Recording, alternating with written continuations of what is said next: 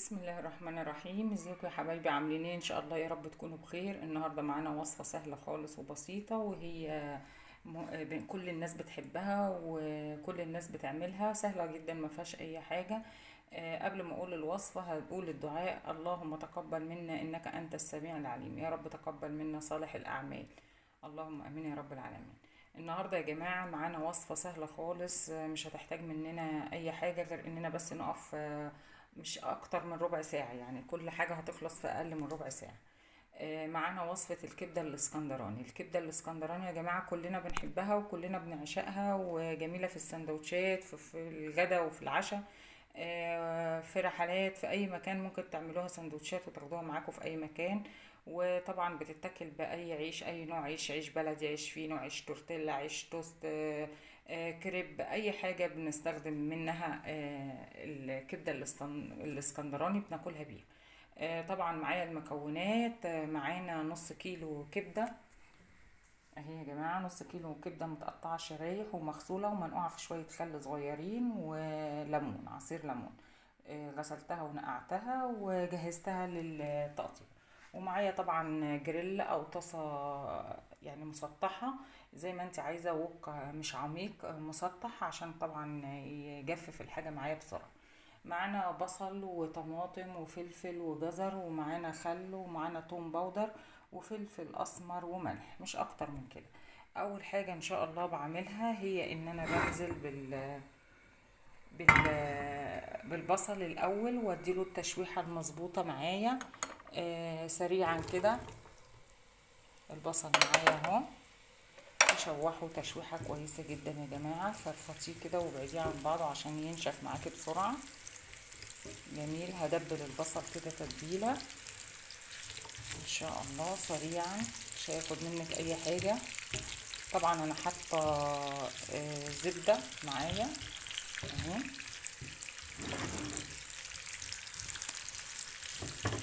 هشوح البصل معاكم كده تشويحه كويسه بحيث ان هو يبدا يدبل خالص معايا. وهضيف بعد كده الفلفل معايا. الفلفل بقى يا حراق، فلفل رومي، الفلفل اللي انت عايزه تستخدميه استخدميه، مفيش اي مشكله. انا معاكم اهو، وسهله خالص الوصفه وبسيطه. ادي الكبده الاسكندراني يا جماعه باسهل واسرع تكاتها، يعني كل الناس بتحبها.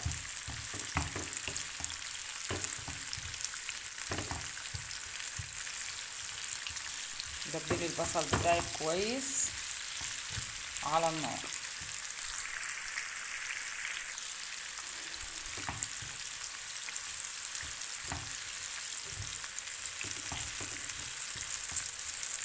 هنوسع كده مكان زي ما انت شايفه كده، بصي هنوسع مكان كده ونحط الطماطم بتاعتنا، شايفه؟ بنفس الطريقه. خلي الطماطم على جنب كده لوحدها عشان عايزاها تدبل خالص، وانتي برضو بتقلي في البصل في الجنب التاني، مفيش مشكله. شايفه؟ اسهل واسرع كبده اسكندراني هتعمليها بمنتهى السهوله، مش هتاخد منك اي حاجه وهتطلع ممتازه جدا. البصل كده بدا يدبل اهو يا جماعه.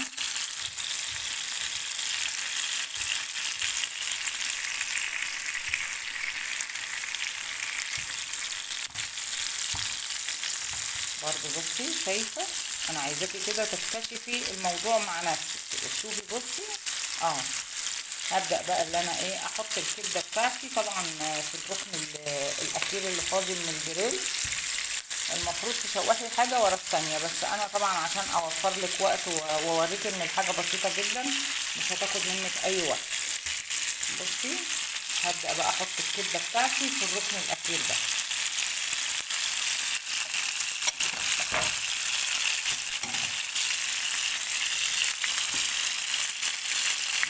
الكبده بتاعتي في الركن الاخير ده زي ما انت شايفه، برضه مش هتاخد منك اي حاجه.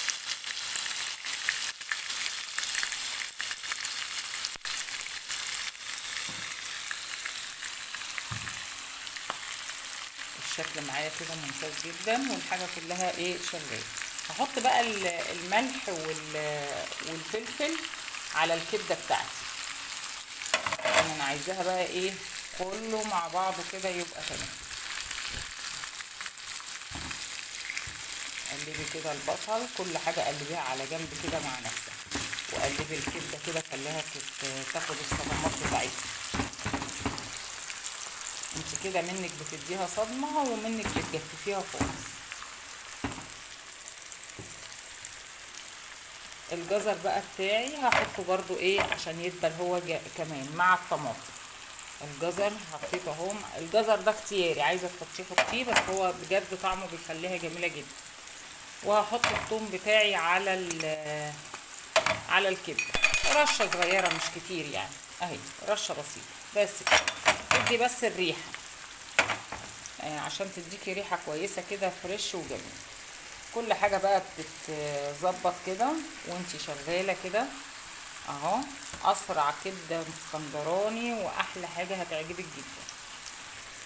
مش هتاخد مننا اي حاجه، انا معاكم والله، ولا بسرع في الفيديو ولا بعمل اي حاجه، يعني انا شغاله مع بعضها. عايزاكي بس تشوفي قد ايه الوصفه سهله خالص.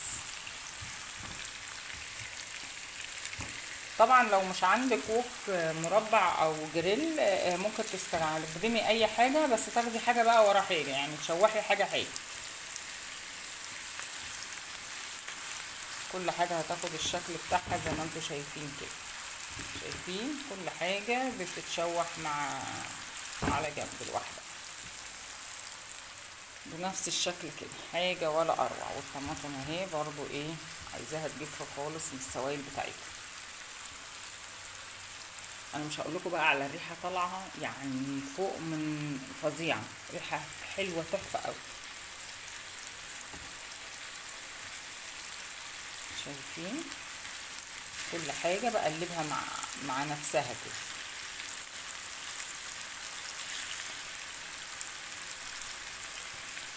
حاجه جت على بعضها مفيش مشكله، احنا هنجمع كله في الاخر، بس هي الفكره ان انا بقى يعني بدي كل حاجه صدمتها كده مع نفسها عشان تجف من السوائل.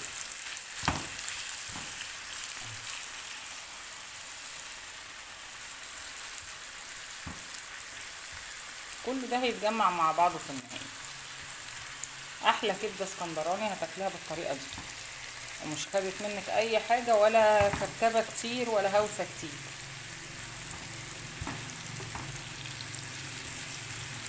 شايفين كل حاجه بدات ان هي ايه تتظبط مع بعضها.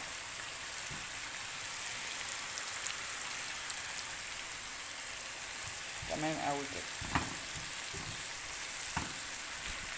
كل ما تخلي الحاجه تجف كده على جنب لوحدها كل حاجه، بعد كده اما تجمعيها بقى تلاقيها جميله جدا. بصي بقى انا هعمل ايه. بصي الحته دي بقى مهمه قوي. شايفه الكبده بدات ان هي ايه تتشوح كده معايا. هنزل على الكبده بقى بشويه ايه خل، شويه ايه خل مهمين قوي. دي التركه دي مهمه قوي يا جماعه. حته الخل دي مهمه جدا من كله بقى، في الطعم بتفرق، طبعا الكبده بيبقى كلها مواد سايله كتير، فطبعا الخل مهم جدا في الحته دي قوي يا جماعه. شوحي في الحاجه بتاعتك على قد ما تقدري، ما تخليش اي سوائل. ملاحظه ان انا بحط اهو بخليش اي سوائل في الحاجه بتاعتي.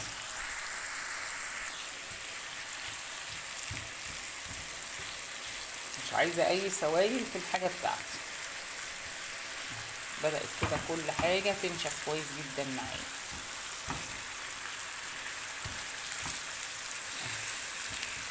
ممتاز جدا.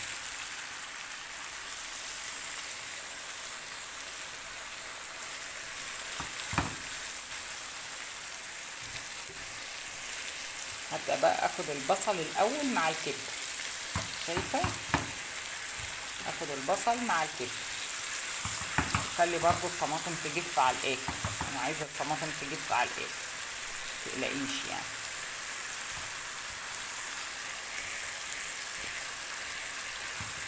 قلبي البصل مع الكبده كويس كده، كويس جدا. شايفين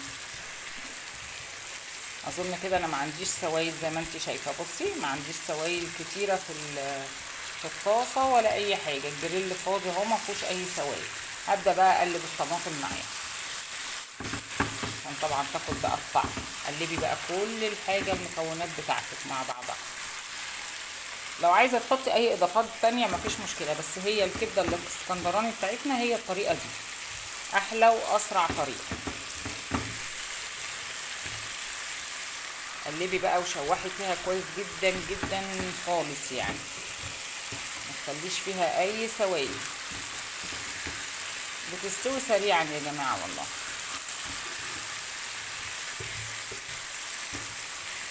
وادي بقى الريحه طالعه يعني بجد، وقسما بالله الريحه طالعه رهيبه. عايزه بقى تجهزي المخلل بتاعك، الشيري والزيتون والعيش بقى، الحاجات بتاعتك، وظبطي الدنيا كده. اي عيش فينا هيشتغل معاها ممتاز جدا، واي عيش بلدي، اي عيش تورتيلا، عيش كايزر، اي مخبوزات، اي مخبوزات هتبقى معاكي 10/10 في الوصفه بتاعتك. ان شاء الله تعجبك وتنبسطوا منها. انا كده بيتهيألي انتهى الموضوع بالنسبه لي. خدت بالظبط يعني 10 دقايق، خدتش وقت كتير. بس انا طبعا عشان بحب اسوي الحاجه كويس هستنى كمان دقيقتين وانا بقلب برضه. ادي الكبده بتاعتنا الاسكندراني يا جماعه، اللي الناس قاعدين تقول اعملي لنا الكبده الاسكندراني، من عينيا. اي خدمه اي حاجه انتوا عايزينها اسرع وقت وقريب بتنفذ، ما عندناش اي مشكله. كل حاجه متاحه وكل حاجه متوفره والحمد لله، وربنا يكتر يا رب الخير على الجميع. كده جميل جدا ممتاز رائع. بصوا بصوا الجمال، بصوا حاجه تحفه، الريحه فظيعه.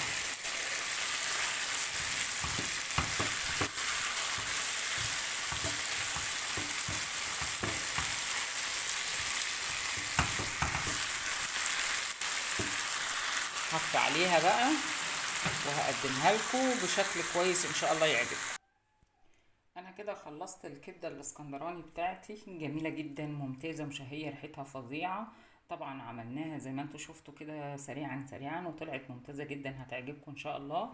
هقدم معاها طبعا مخبوزات، العيش اللي انت تحبي تستخدميه استخدميه. بصوا العيش ده يا جماعه ممتاز جدا معاها، طري جدا وهش وجميل اهو. بصوا انا عايزاكم تشوفوا العيش كمان اهو. العيش ده طري جدا وممتاز جدا، هيعجبكم خالص زي ما انتم شايفين كده ان شاء الله باذن الله. هنقدم كمان معاها مخللات، طبعا المخلل الخيار الشيري ومخلل الزيتون اللي هو المشكل. بنعملهم في البيت، بحط المخللات مع بعضها كده وبسيبها في برطمان وبسيبها تقعد فترة يعني لما تستوي كويس، وبطلعها بقى في الوصفات بتاعتي زي ما انتم شايفين. المخلل الشيري ده جميل خالص يا جماعة وطعمه حلو. بتزودي بس الخل عليه عشان طبعا يعيش اكتر، والملح عشان يقعد مدة طويلة. وان شاء الله معاكي بقى الكبده الجميله، كل الناس اللي عشاق الكبده الاسكندراني يا رب تعجبكم الوصفه وتنور رضاكم، ويا رب تكون كده مناسبه. لو عايزين تاكلوا بعيش بلدي عادي مفيش مشكله، العيش اللي انتوا عايزين تاكلوا بيه، عيش كايزر، عيش تورتيلا، عيش كريب، اي انواع عيش، عيش فرنسي، اي نوع عيش. وان شاء الله تعجبكم الوصفات وتنال رضاكم. عايزه لايكات كتير وكومنتات كتير، واللي ما اشتركش في القناه يشترك يا جماعه عشان القناه تكبر بيكم وليكم ومعاكم باذن الله. والسلام عليكم ورحمه الله وبركاته.